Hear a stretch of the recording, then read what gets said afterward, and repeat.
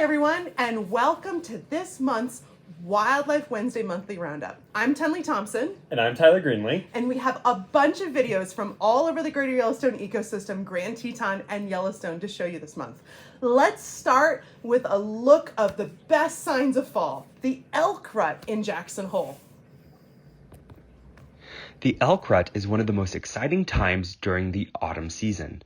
While on tour, the autumn air is filled with the sound of bugling bulls and the clash of antlers as males wrestle with one another over dominance for the females. However, this isn't a one-sided story, and females often decide who they want for a mate. This sparring and mate choice has led to some pretty strong sexual selection. Sexual selection is when certain traits evolve in a species to make them more competitive when it comes to reproduction. In elk, this manifests itself in large antlers, body size, bugling, and some beautiful symmetrical antlers. A bull elk with antlers that aren't symmetrical are less attracted to females and are less likely to be chosen for a mate. Uneven antlers could signal injury or some genetic deformity. We have learned that it is in the female's best interest to choose the most fit and attractive male to father her offspring. This ensures that her offspring will be the most fit when born next spring. There is another theory over why females want males with symmetrical antlers. It's called the sexy sons hypothesis. If a female mates with an attractive male, her offspring will also be attractive. This ensures that her offspring will live on to reproduce with females who find them attractive. The rut also signals another important time for elk, that is the fall migration. And already we see large herds of migrating ungulates moving into the valleys and gathering together in larger and larger herds. The elk rut truly signals the end of the summer season, and soon the floors and valleys will be covered in deep snow. We here at EcoTour Adventures welcome the change in the season and look forward to conducting wildlife tours throughout the winter months. I personally am looking forward to seeing the Great Migration and showing guests the great herds of elk that gather on the National Elk Refuge after the fall rut. Thanks to all of our friends at our EcoTour Adventures staff for sharing some of that great video of the fall rut.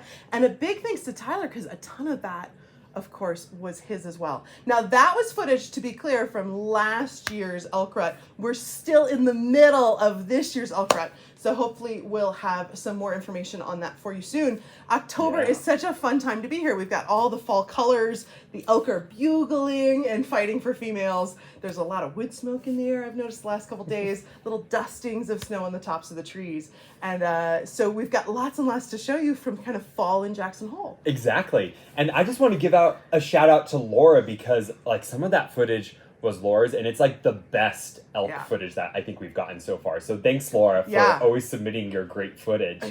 Speaking of Laura, Laura made a couple months ago a great Old Faithful video, a video on the Old Faithful Inn, and Kirk was there to film her talking and giving some really cool history and some facts about the Old Faithful Inn, and we're super excited to share this video with you all. And so without further ado, here's Laura with the Old Faithful Inn. Hey, this is Laura. Welcome to the beautiful and historic Old Faithful Inn here up in Yellowstone National Park. The architect of the Old Faithful Inn was a young man named Robert Reamer. Reamer was originally from a small town in Ohio. Reamer left home at the very young age of 13 to start a new life in sunny San Diego, California, where he met some very important people. He met Charles Mellon, who was the president of the Northern Pacific Railroad Company, who gave Reamer the job working in Yellowstone National Park to construct the Old Faithful Inn and a new train depot up in Gardner, Montana. There has never been a railroad line that entered Yellowstone National Park, not back then and not nowadays. The Northern Pacific Railroad Company wanted to sell more train tickets and marketed the area as a wonderland, persuaded people to come see it, but that meant having infrastructure once the guests arrived. They built hotels within the national park, as well as stagecoach roads, so that guests could get off the rail and onto a stagecoach and go bumping down the dusty trail from hotel to hotel. Back then, a ticket price was just $50 and included all food, lodging, accommodations, and travel for 5.5 days. Reamer was not necessarily famous at the time for his prior work. He was only 29 years old when he first constructed the Old Faithful Inn. So I think he had some experience, but not a ton in other places at that point. But he was in the right place at the right time and willing to head out to Yellowstone, a very cold, snowy place, over the winter of 1903 into 1904, when the Old Faithful Inn first opened for business. Come up the stairs with me, down the red carpet, and through the big red doors of the inn. Back in the old days, visitors would have found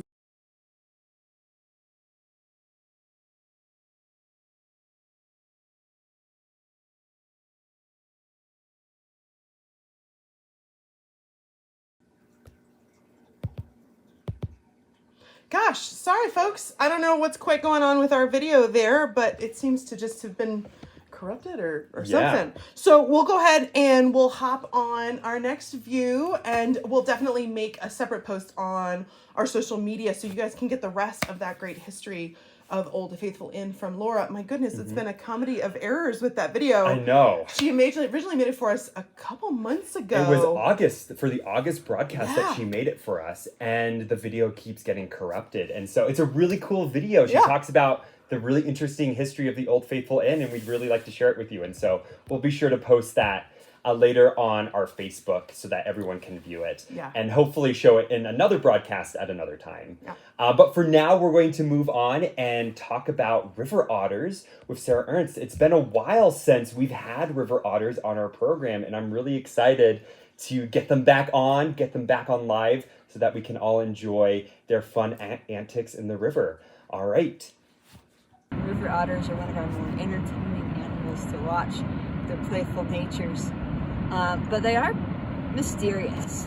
Many of the impressions we get of otters in kind of pop culture is from the sea otter living off the Pacific coast.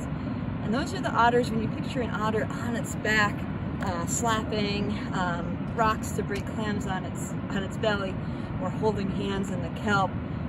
Those are sea otters. The otter we have here is the river otter, and they tend to be a more shy and elusive species.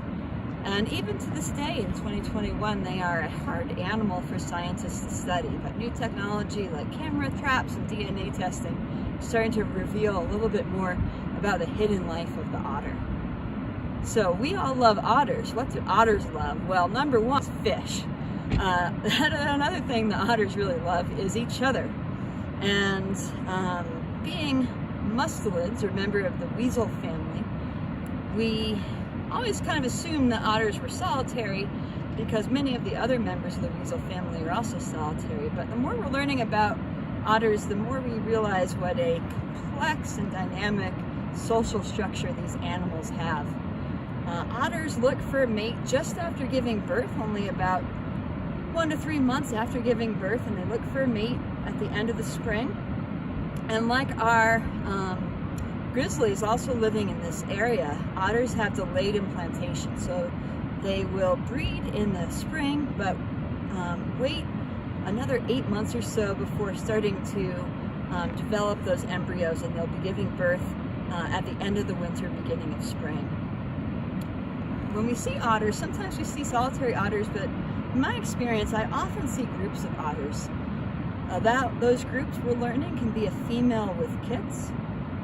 In some cases, the male will rejoin the female after she brings her kits out of the den and begins to show them around the habitat. In some cases, we're learning males may be playing a role in helping raise their young. Now, males have a larger territory than females, and they overlap over several female territories. So one male may actually be the father of several different litters of young otters. There also might be groups of otters that are bachelor groups of males, or just groups of males having fun together. There could also be otters, family groups where you have unrelated otters coming in to help raise the young, or related otters.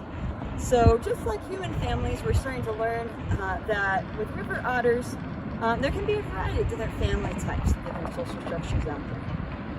So Sarah Ernst signing off. Awesome. Hey, thanks so much. That's some just awesome footage of river otters. They are the cutest, I swear. I do want to give everybody the opportunity to see some of our upcoming things that we're up to for this winter, including our 2 signature winter tours, our 6-day Wolves in the Wild tour and our 8-day Yellowstone Wonderland tour. So our 8-day program, it actually goes from Jackson Hole all the way up through Bozeman. So through Grand Teton, through the National Elk Refuge, through Yellowstone National Park. And our 6-day program is just a really, really great opportunity to see wolves during the breeding season, which is when they're at their most active of the year. They're sort of obsessed with each other and less concerned about people. So they tend to get pretty darn close. It's really cool. Up in the northern range of Yellowstone. So something not to be missed. And of course, that'll be just in time for the reopening of the northeastern part of Yellowstone National Park, which of course was terribly flooded this spring. And it'll be some of our first opportunities to really get up there and see how everything looks. So if you want to be one of the first humans up in the northeastern corner of the park, while the wolves have been having the place to themselves. Who knows what they've been doing up there? You know, no one's been up there to see them. How cool is that, right? Definitely feel free to take a look at our website. And we'll have Taylor, who's in our comments today, go ahead and put that post up for us, a link to the spots on our website of these. But in the meantime, take a look at what Yellowstone looks like in the winter. It's a really, really amazing experience.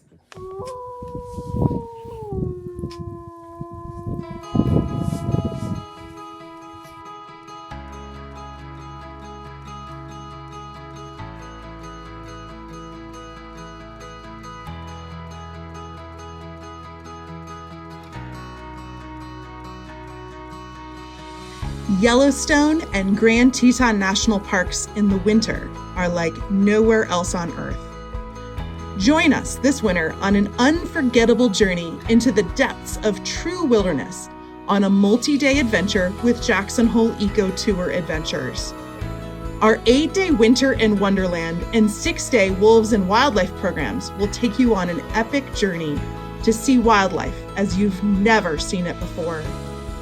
Journey by snow coach into the depths of America's first national park, Yellowstone, to see its marvels dressed in snow, and then get an opportunity to see the wildlife that make it famous.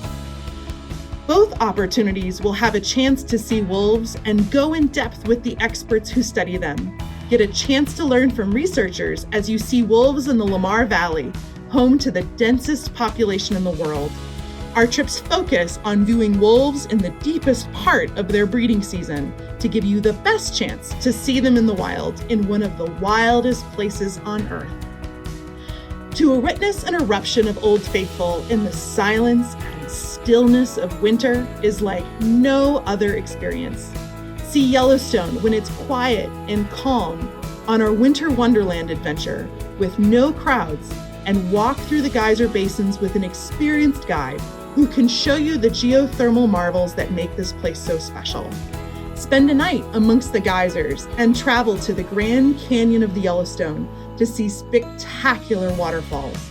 Then travel down into Grand Teton National Park for great opportunities to see moose, elk, bison, river otters, and much, much more. When you go with EcoTour Adventures, you go with the pros. Our trained naturalists and biologists know the best places to go to see the most wildlife, and our 4x4 vehicles and snow coaches will get you into the wild in comfort and safety. Each participant will have high-quality optics and spotting scopes, and our pros know the perfect places for perfect photography opportunities. We hope you will join us in the wild this winter. Programs run throughout January and February. So give us a call or check out our website for more information on starting your adventure into Grand Teton and Yellowstone National Parks this winter.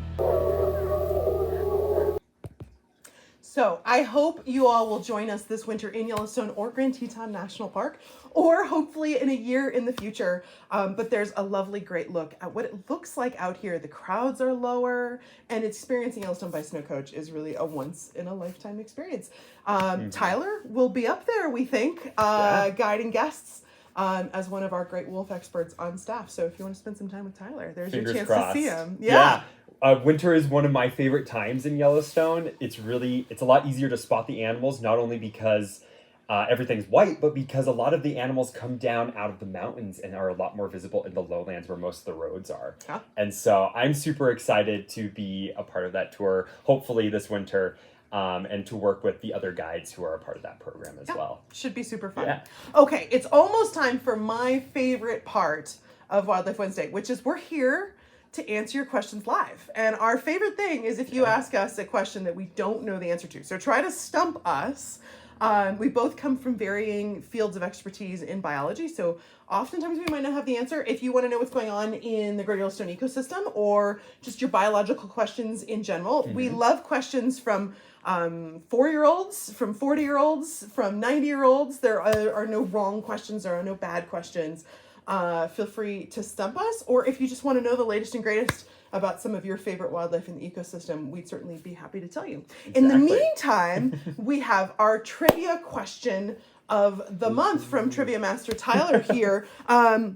I do want to, of course, remind everybody our trivia is always sponsored by our web store. Definitely feel free to check it out. Hopefully Taylor, and who's moderating our comment section tonight, can put a link up to that web store. You can see all the goodies there. A lot of locally made products, guide photography, books about the Great Yellowstone ecosystem. Boy, if you wanted to nerd out as much as we do about all this stuff, definitely check that out. My personal favorite is Death in Yellowstone. I'm currently reading it. It's a great book. You can find that on our web store. Definitely a great choice. A little morbid, but good for October, right?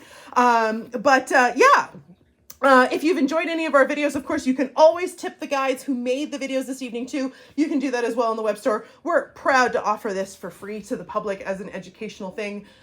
We really believe here at EcoTour that our goal is to enhance visitor ownership and to really want to take care of the places that we love, which is why we do this.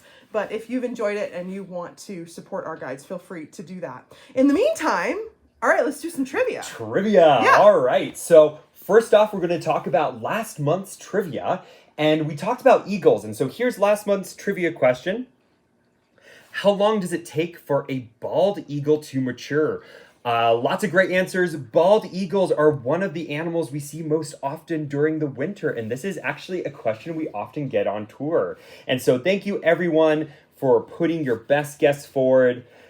The answer was C, about 5.5 years. Oh, wow. Yeah. So they actually take a very long time to mature and to actually develop their white head and tail. For a long time, they do have brown feathers, but if you look closely, you can actually age eagles based off of their feathers. And so this one, I would guess, is about a 2 to 3 year old eagle. He doesn't have any of his white feathers quite yet, but he has quite a bit of speckling on his chest, which is very common in these younger eagles. When they get a little bit older, around the end of their 3rd year or into their 3rd year, they do develop this really cool brown stripe through their eye that goes down their nape to their neck. And so pretty cool to see them on tour and to see all the different ages of eagles. All right, so we're gonna ask you guys this month's trivia question, which is kind of related to the elk rut video that we saw earlier. And so maybe if you were paying attention, you'll get this question. All right, here it is. How long does it take antlers to regrow? 150 days, 120 days, 365 days. They regrow a lot. Actually, on tour, we get a lot of questions about antler regrowth and the difference between antlers and horns. Antlers are made out of bone versus horns are made out of keratin. And antlers are shed and regrown every single year. They're regrown in the summer when there's the richest amount of food in the ecosystem. And different animals, different species grow different sized antlers, and different individuals can grow different sized antlers. And I'm just going to step out of the video real quick for a second because I actually brought some specimens with me to show you guys how variable the antlers can be. This is pretty cool, you guys. These have been sitting just out of view.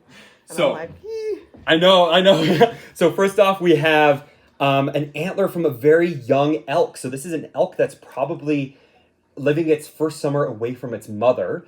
Only male elk grow antlers. The females don't grow antlers. And so this is probably a 1-year-old, pretty young. And we only have the one antler. And just so everyone knows, none of these antlers are collected in the national park or on the National Elk Refuge. All of these antlers were found by people and then donated to us in the national forest. And so pretty cool. And then I have another one to show you guys. Wait for it. I'm excited about this one. Yeah. Oh man. Hopefully I don't hit Tenley on accident here. Might have to. Here you guys go. So this is actually not quite full grown. This is a 5-point bull elk. And so pretty mature enough to court females, but not quite mature enough to compete with the largest of the males. When they get even bigger, they actually grow another tine right here often. But that kind of shows you the size difference. One thing that's really cool is these antlers actually grow in about the same amount of time. Antler growth rate varies, but the entire time it takes for the antler to grow is pretty consistent. And so pretty cool to see these antlers and to find them in the forest. I love the polished white tips. Yeah. They actually polish the tips for all the ladies. Yeah, the lady elk like the polished antler tips. And they, isn't that funny? They actually scrape the tips of their antlers on deciduous trees like cottonwoods and aspens. And then this brown part is often a staining from like the blood when the skin is coming off, and then also of coniferous trees like lodgepole pine and Douglas fir.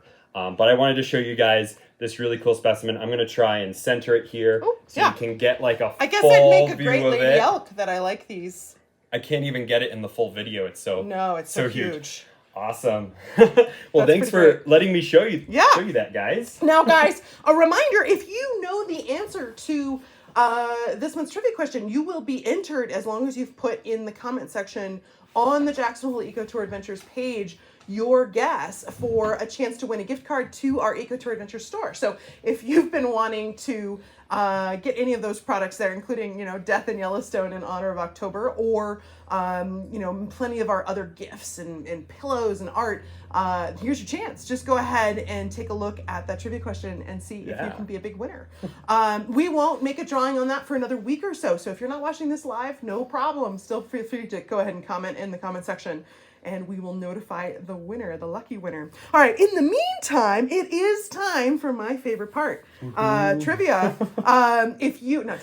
Naturalist, if you've got a question for us, feel free to ask in the comment section. We've got a couple good ones already. If you see us looking down, it's because we're looking at our little iPad here, looking down at your questions live as you ask them. It's like our little control center. Yeah. If you have a question for a naturalist or biologist or whatever you want to ask, there are no wrong answers. So we'll go ahead and we'll start up from the top, and then we'll kind of make our way down through the questions as long as we have time and as many questions as people have this evening. So let's see here. We'll go ahead and we'll start from the beginning here. I'm seeing lots of great trivia answers coming in. That's exciting. I'm excited to go through them and to see what everyone says. So was it too easy or too hard? I don't know. I'm going to let them, see what, I'm going to see what happens. Now, speaking of, this just made me laugh, of somebody who's always claiming our trivia questions are too easy. Don, a Wolverine did not get us. Yeah. I'm not exactly sure what caused that black screen, but I did want to bring up this piece of news. There has been another Wolverine sighting. For those of you guys who watch us monthly, you know that we were talking about one a couple months ago. There's another one that's been spotted in the wilderness, but I'm just baffled on this one. I'm waiting for the scientists to weigh in as to what's going on, because it looks almost like more than one Wolverine perhaps chasing a grizzly, and definitely has all of us on staff in Tizzy, because a Wolverine sighting alone is really unusual, but more than one Wolverine? Like, is this the Wolverine's offspring? Like, what's going on here?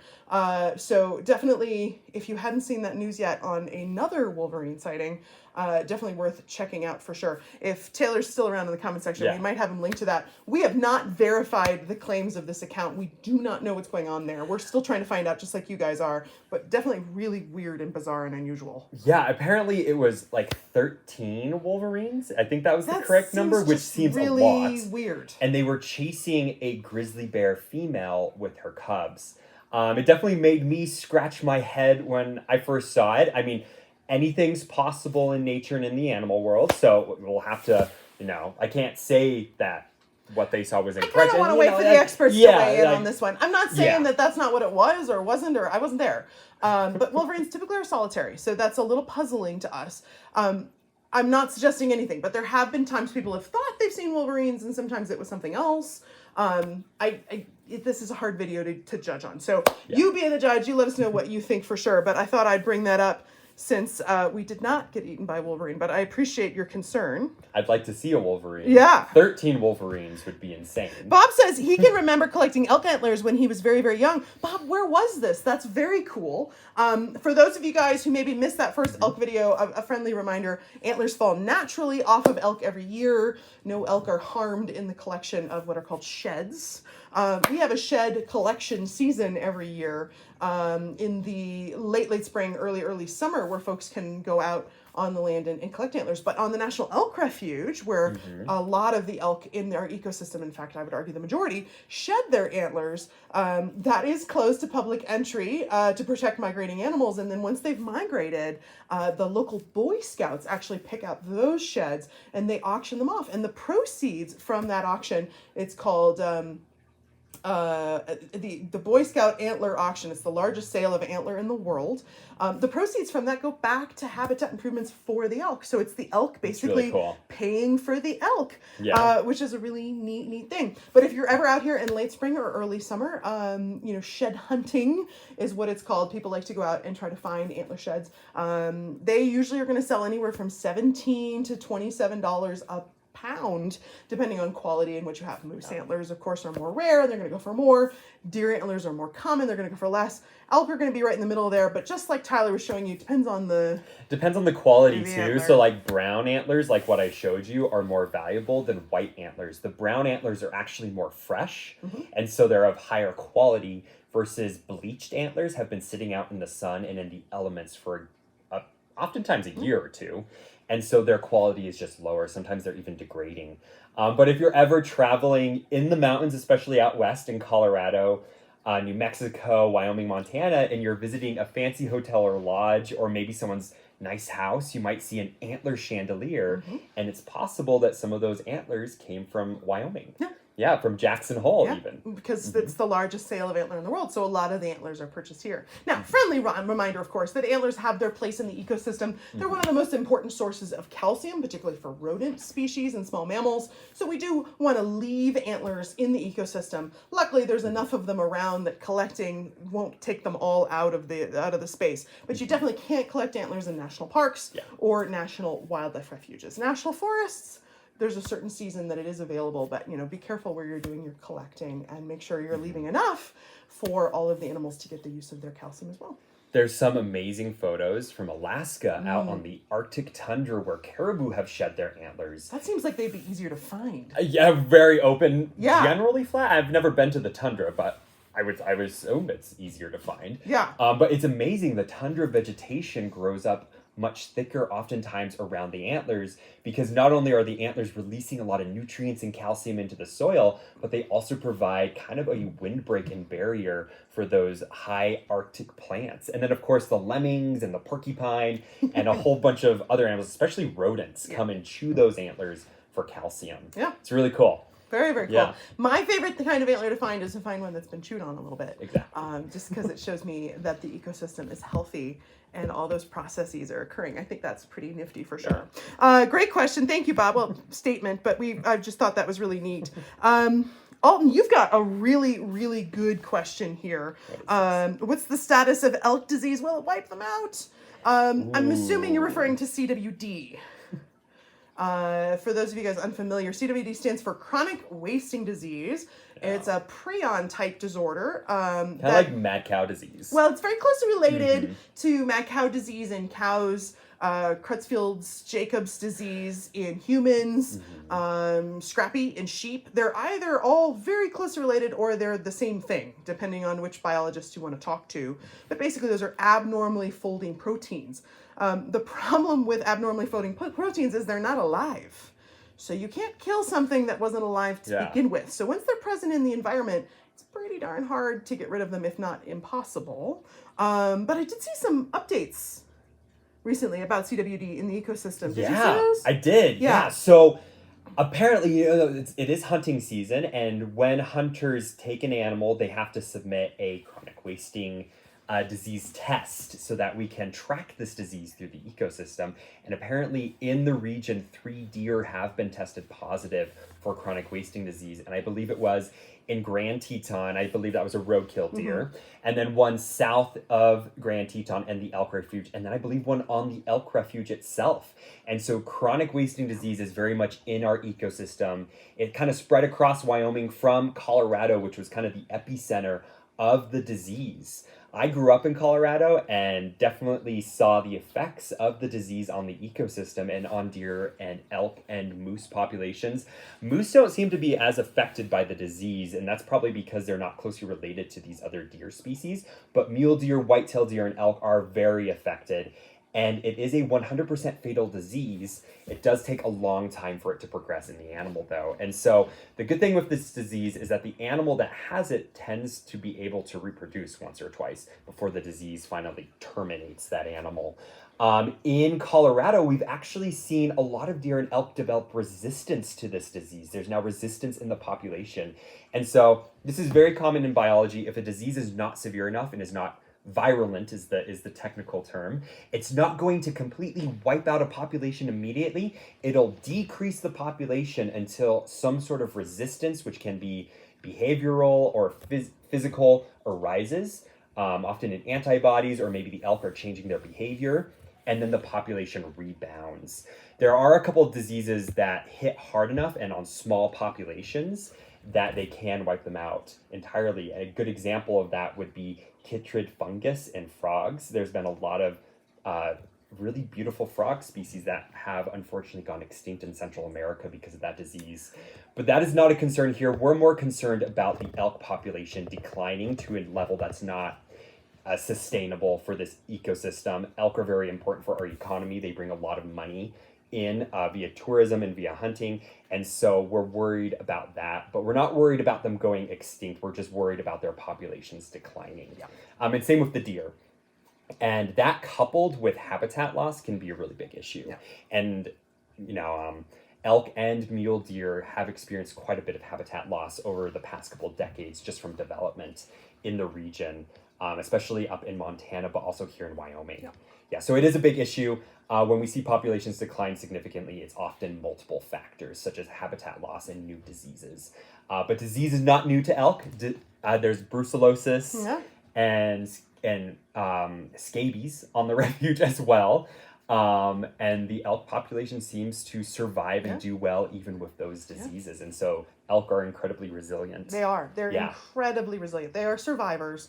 We can take our cue from other states that have had chronic wasting disease present in the population longer. Places like Wisconsin, Colorado, as Tyler was mentioning, the species are not dying out there, but there's definitely an effect. The only difference between where we are here in Jackson Hole and those places is our elk are more tightly clustered together in the winter, historically on feed grounds and on the National Elk Refuge. That will probably exacerbate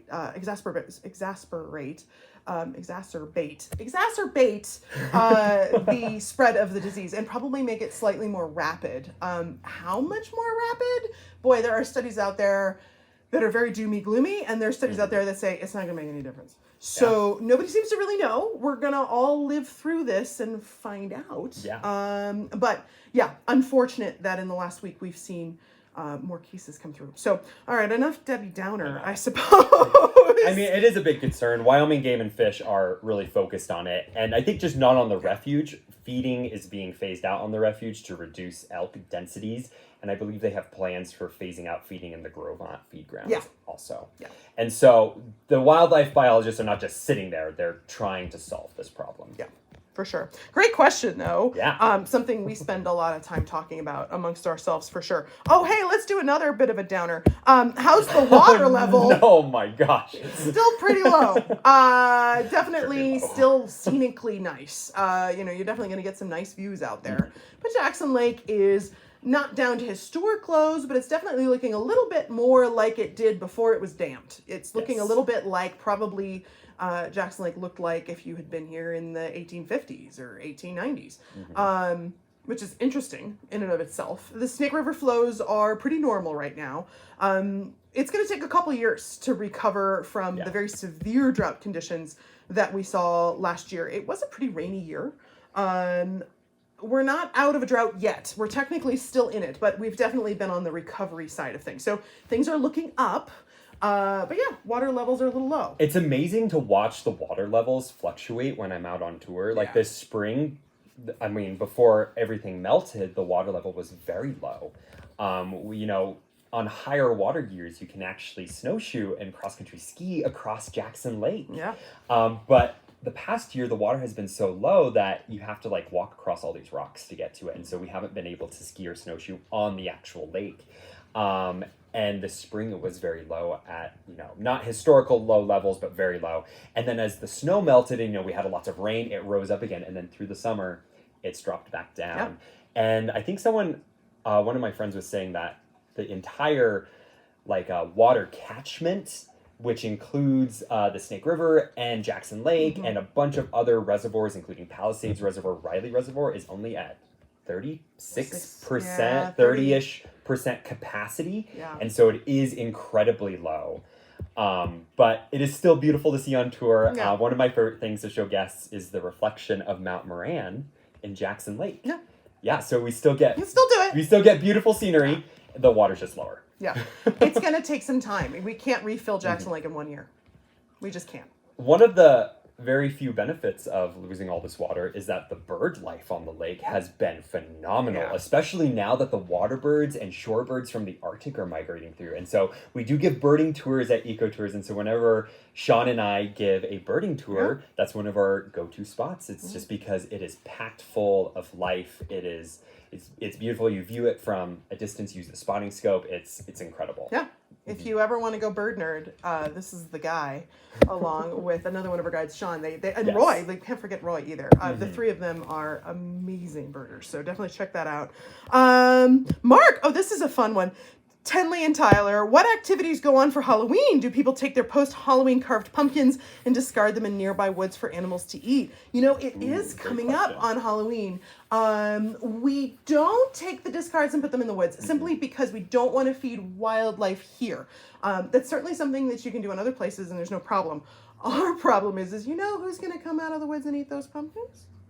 A lot of bears, which is not good. We have a saying out here, a fed bear is a dead bear. So when you're in bear country, you definitely don't want to leave those pumpkins around. So we do something really fun here in Jackson instead, in part as a way to encourage people to properly dispose of their pumpkins, which is to say we can compost them this way versus them just going in the trash, which is everybody gets to drop their used jack-o'-lanterns off at the Teton County Fairgrounds, and then we have a pumpkin drop. So we get our biggest fire engine and we put the fire ladder as tall as it can go, which is, I can't remember how many stories, but it's very impressive. It's like 8 or 9 stories tall by the time they're done. And then they drop your pumpkin into a target.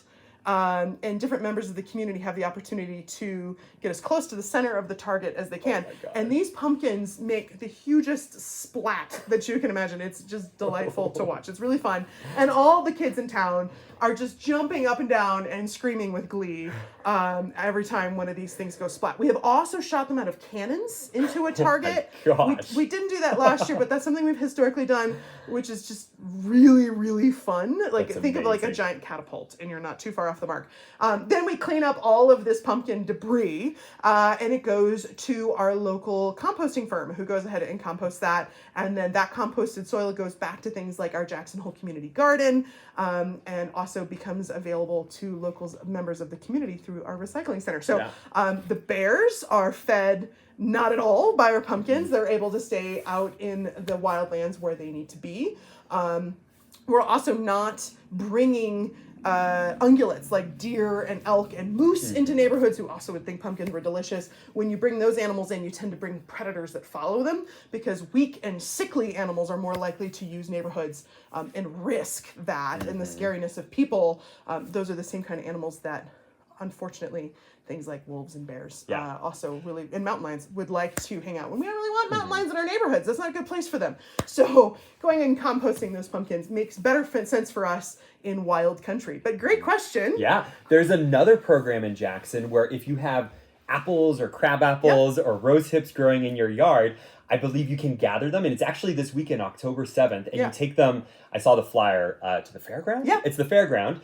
And you donate them. And then if you bring like a bucket of those apples, crab apples, rose hips to the fairground, then they'll give you cider from last year from all of the fruit that they gathered. So none of that fruit is going to waste. They actually use it to make cider, and you get your own little bottle. Isn't that neat? Take home with you. So that way we don't have bears coming in the neighborhoods eating those crab apples and those other great attractants when they're in hyperphagia. So it's saving bears, and that cider is so delicious. We actually give some of that cider away during Christmas time as our eco tour gift to different members of the community. So pretty cool stuff. Great. Thank you for asking for that. I'm still thinking about what I need to carve. I take pumpkin carving very, very seriously.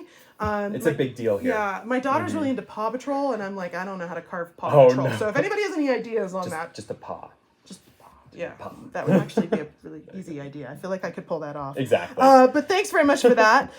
There's some crazy videos actually from Gardner, Montana of grizzly bears in people's yards eating pumpkins and eating apples. And so that's one of the reasons why we have that program here. For sure. Dawn, you've got a good one. And you thought you were going to stump me. I bet you thought you finally had it. Who is Schwabacher's Landing named for? I only recently learned this. And what's interesting is I have this old book.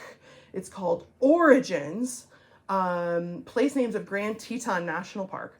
I have never seen another copy of it online. I've never seen a copy in the library. I appear to have the only copy. I'd love to find another copy just to give to our local library. It's so rare that I've never had that opportunity, although I keep looking. And Schwabacher's is listed in that book. It's the only place I've ever seen a description for it.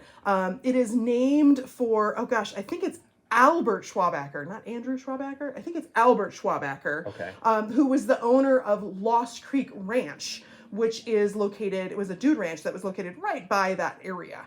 And so that was an area that they liked to go and hunt and fish, and he was kind of known for his love of that area. And so it was early on named for him. Cool. So there you go. You didn't stump me, but you were you're about 2 weeks from stumping me. I don't think I knew that 2 weeks ago. So I'm very, very impressed. For those of you guys who are going, what on earth is Schwabacher's Landing? Schwabacher's Landing is a much, much beloved location in Grand Teton National Park, particularly with wildlife photographers. It is a riparian habitat, so right near the Snake River. In fact, at one point it was a boat landing, but the river moved quite dramatically. I was having a debate the other day in my family of when Schwabacher's Landing stopped being a boat landing. And we were having lots and lots of different answers to that question. I was thinking it was in my lifetime. Like, I remember as a small child, my father was telling me I was a Looney Tune and it was back in the 1930s.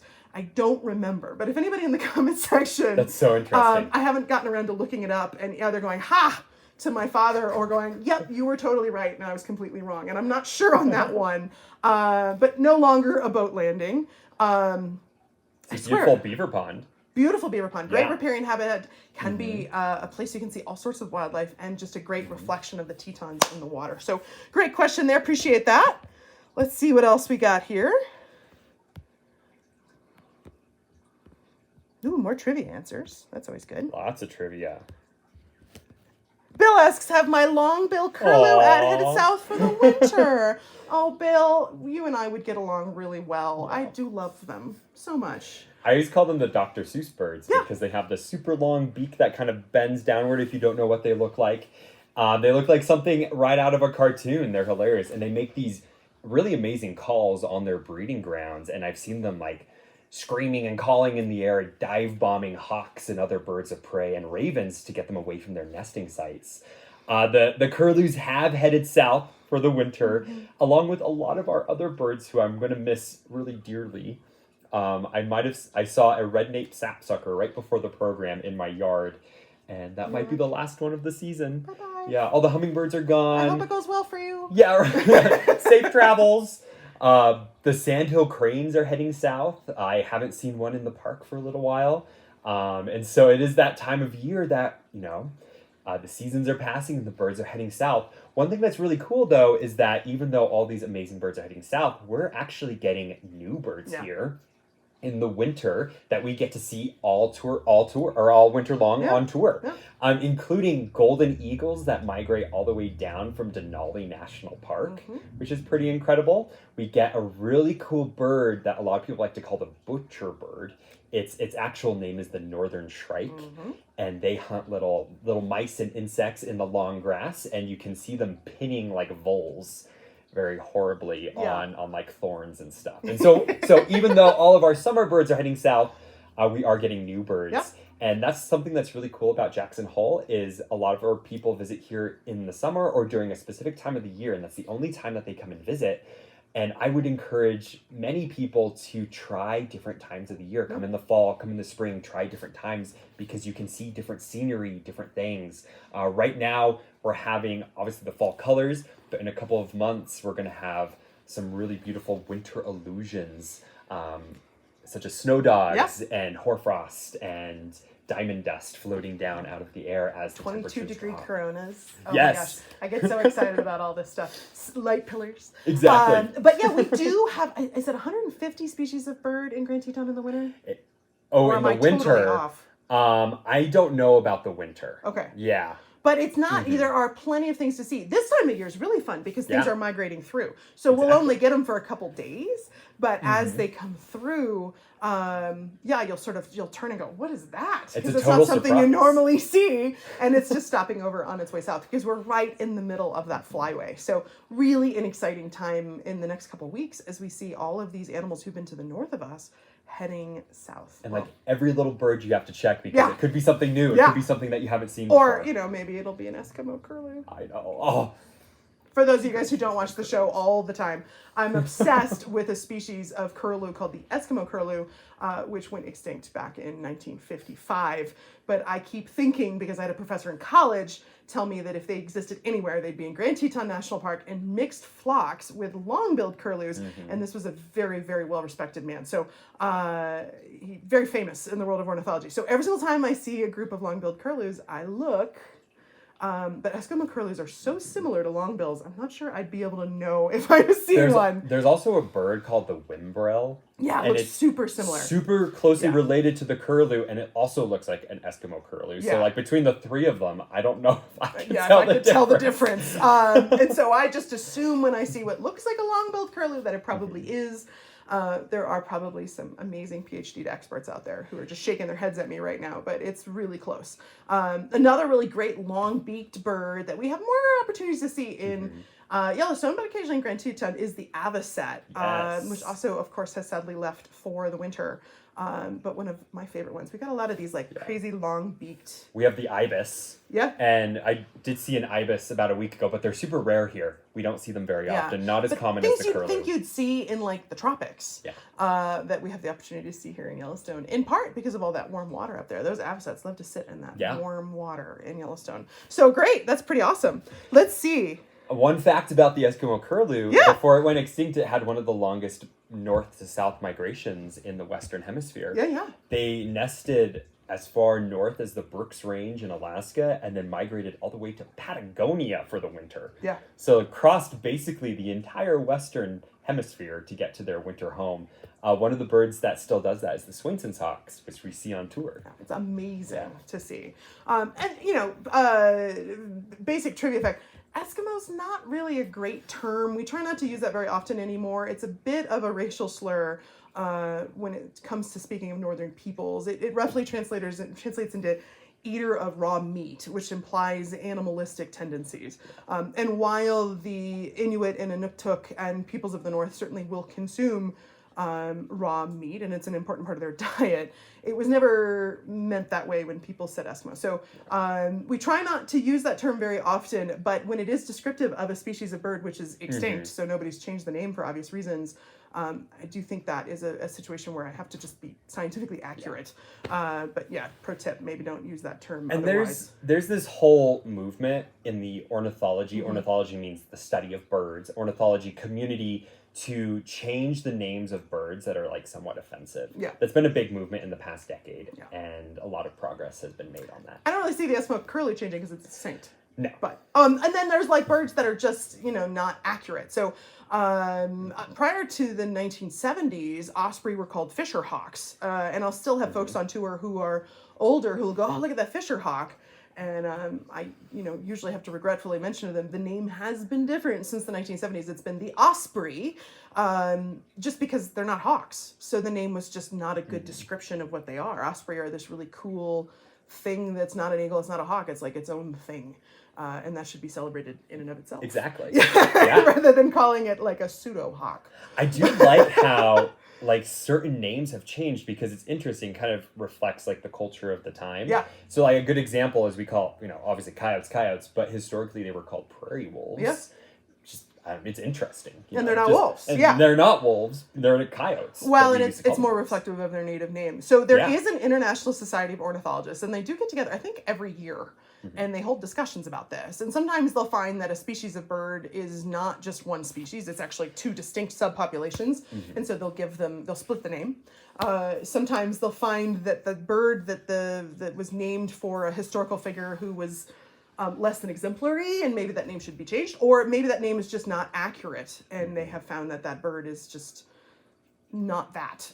One of the things I'd really like to see the International Society of Mammalogists do is change the name of the black bear. I think there'd be a lot of pushback on this, but black bears are more often than not, they're not black.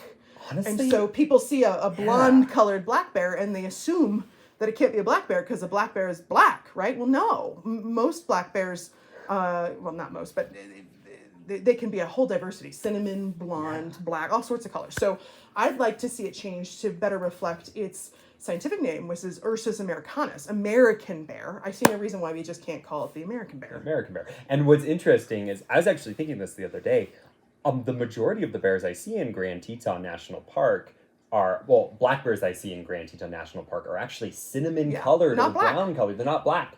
It's actually kind of rare to see a pure black bear. Yeah, and then you've got those black bears up in British Columbia that are so blonde, they're white. They look like little mini polar bears wandering on the landscape. So I've always kind of been irritated by black bear. But I have a feeling if they tried to change that name, there'd be a lot of people going, you're just changing things to change them, and not for the reason that it's just incredibly incorrect and not particularly descriptive.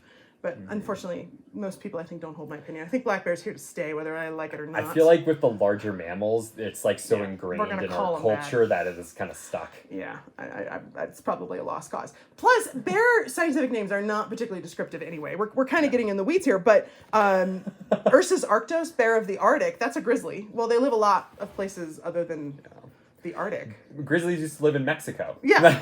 So why are we calling him an Arctic bear? That's just not a great naming structure, and I don't know who named the grizzly. That was a long, long time ago. Or Ursus maritimus, bear of the sea. Well, polar bears, of course, do spend more time out on polar ice than they do on land. So that is technically correct. They are the sea bear if there ever was one. But wouldn't you think Ursus arctos should be polar bear? Yeah. Like, that's what I would bear of the Arctic, right? I just think that's just a strange choice. Yeah. It's almost like they found grizzly bears first and named that one, and they found them in the north. And then they found polar bears after that. And they're like, oh, Arctis is already taken, so how about sea bear?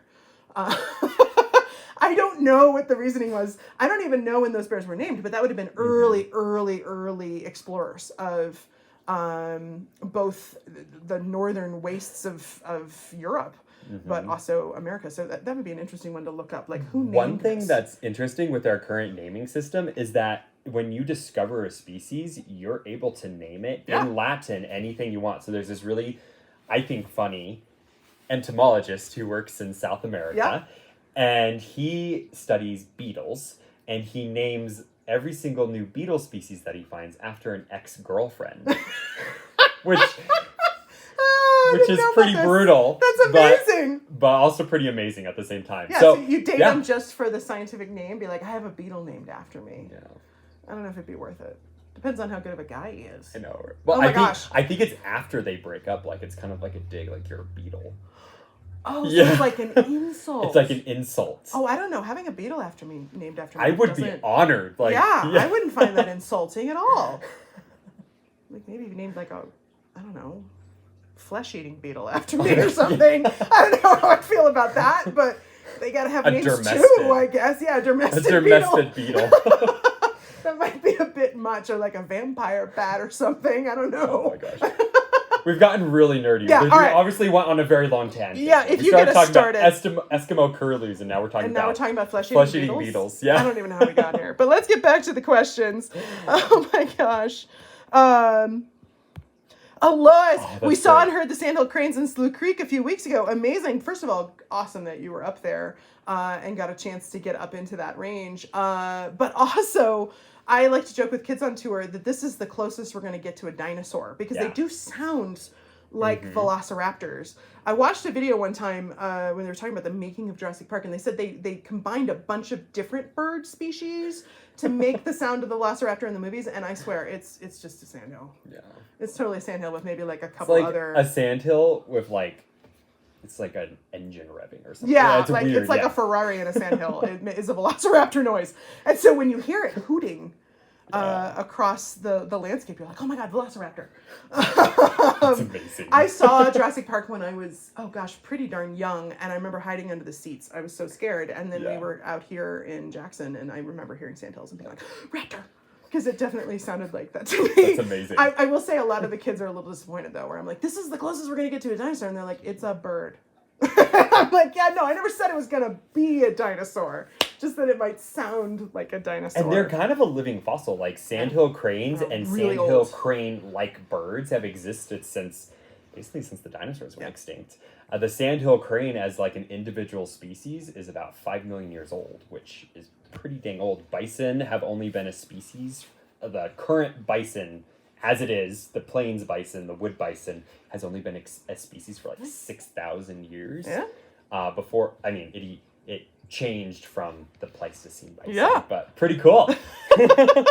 Oh my gosh, this has been a fun one. Oh, this is really fun. Okay, Mark asks, have you ever met Casey Anderson, who has adopted a grizzly bear named Brutus along with other bears at his reserve?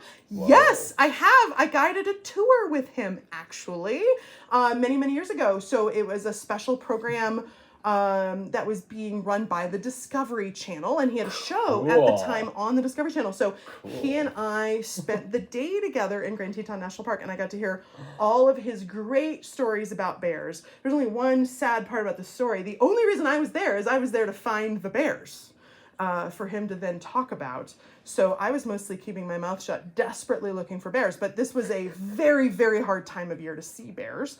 And the sponsors of the program wanted us to be looking for bears at noon when it was 90 degrees. And that was not gonna be easy. So I scoured Grand Teton National Park trying to find just one bear. I didn't find many bears.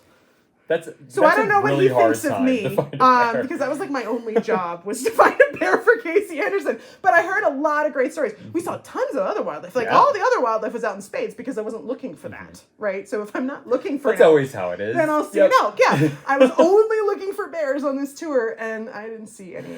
So every once in a while I do get skunked, and I just happen to have to get skunked when the stakes were really high. But yes, I have met him. He is a delightful human. I don't know if Brutus is still alive. I don't know the latest. I don't know This was either. a number of years ago. But for those of you guys who are curious, yeah, he has a number of captive bears. And we're not going to go into the logistics and ethics of that. But yeah, amazing bear biologist, has spent a lot of time, particularly in Alaska and Canada, really becoming a bear expert. And so really an interesting guy, for sure. And very, very kind to me on a personal perspective, and very understanding that I couldn't find many bears. I'm sure all the guides that are watching us right now, all the guides from ecotours and other companies are like, you had to find I know a bear what you mean. At noon. Like, yeah. You had to find a bear at noon in August. But it's so true. Like, I've given bird watching tours and seen like the Everything. coolest mammals. Like 3 weeks ago, we saw a mountain lion and we were bird watching. And I'm like, when I'm giving a mammal tour, you don't show up. But when I'm giving a bird watching tour, you come walking down the trail. I actually remember we were looking for a bear, and I was in an area of Grand Teton, and there was a moose in a pond, and all the lily pads had bloomed and all the yellow flowers. And the moose was doing that thing you see in photos where he was lifting his head up and he had this big rack, and all the water was like dripping off of his face, and there were all these yellow lily pads. And everybody was like, that's cool, where are the bears? And I was like, oh my God, I've never seen anything like this. This is amazing. But let's go find some bears. Yeah. I do remember that was on that tour. But anyway, crazy, funny stories of the past. That was, by the way, not when I was with Ecotour Adventures. I wouldn't tell tales about guests of Ecotour Adventures. That wouldn't be appropriate. But in this particular case, another scenario. Lisa, this is a great question. How do we hire you guys? Cool. Lisa, I hope you just randomly found us. That pleases me immensely. So we are every Wednesday at 5. That's the first Wednesday of every month at 5:30 on Facebook Live with a rebroadcast on YouTube. And a link to it on our Instagram. But we are Jackson Hole Ecotour Adventures. You can find us based out of Jackson Hole, Wyoming. Yeah, there we go. We have our logos on us. Do we? Yeah, we do. You can find us based out of Jackson Hole, Wyoming, and we provide wildlife, burning, cross-country ski snowshoe tours of Grand Teton and Yellowstone National Park. I suppose we should do a better job explaining that. I guess we should, because like new people, Yeah, so if we haven't been clear... That's what we do. We're a tour company, yeah. We're a tour company. So feel free to come out on tour if you find yourself in the Great Yellowstone ecosystem. Thank you so much for tuning in. Lisa, where are you watching us from? Hopefully somewhere fun and exotic. I know. Sometimes we get cool people from like all across the world, like from Austria or something like that. I think we've had every continent except for Antarctica. Oh, here's my favorite location of the night. Jennifer says, driving through Elk Ranch Flats, watching you right now. Oh. See you in the morning for a tour. Okay, that's really cool. A, don't crash your car. But B, oh my gosh, you're in Grand Teton right now. Yeah. I'm so excited. It sounds like you're going on a tour with us tomorrow morning. Oh gosh, I hope you have a great morning. Yeah. This is the time of year to be out, and I hope you have a great evening and you're seeing lots of critters while we get dorky about wildlife in the background. It's getting a little dark outside, so hopefully the elk will start bugling for you, kind of sort of in that general area. That's really exciting. Watch the tree lines. Hopefully they'll start coming in out. Elk Ranch. Yeah, that's great. That's fantastic. All right, I think we got all of the great naturalist questions. Boy, that was a really fun round, guys. I enjoyed all of that. Those. That was a lot of fun. We really nerded out this time. Yeah, I don't know how we got to domestic beetles. Flesh-eating beetles. If you don't know what a domestic beetle is, look it up. Yeah. They're kind of cool. Yeah, they're very cool. Yeah. But neither here nor there. Let's not get down the flesh-eating beetle line again. Let's continue. But I hope everybody has just a fantastic fall. We will be taking a little bit of a break here. We won't be broadcasting in November. We're going to give all of our guides a break in November. Some of them will be around shooting footage, but we will have that for you a little later. And then December is traditionally our best of the year episode of all of our favorite videos from the year. So definitely tune into that. That's always our most watched episode, is that December episode for sure, because it's all like the very best videos. So we'll see you then. But in the meantime, I hope that you guys all have just a fantastic Halloween. Yep. You have a good Thanksgiving, and we will catch back up with you in December. But yeah, stay wild out there, will you? Yeah. Thank you, guys.